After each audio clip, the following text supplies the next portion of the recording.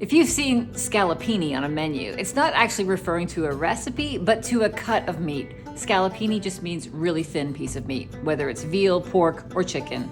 I'm gonna show you how to make a scallopini cut of chicken right now.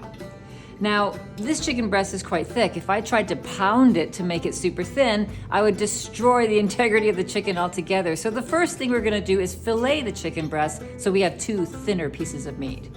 Start by taking that chicken breast and putting it onto a countertop. Push it down with your hand, the whole hand, and then run your knife parallel to the cutting board all the way down the chicken breast, trying to be even from top to bottom.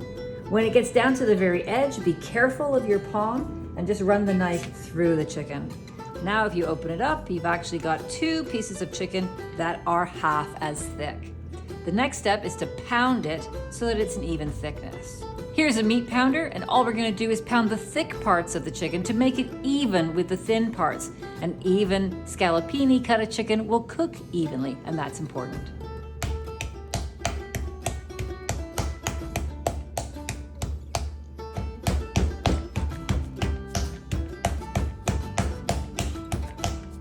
There we have it. Nice thin piece of chicken ready for breading, dredging, and frying.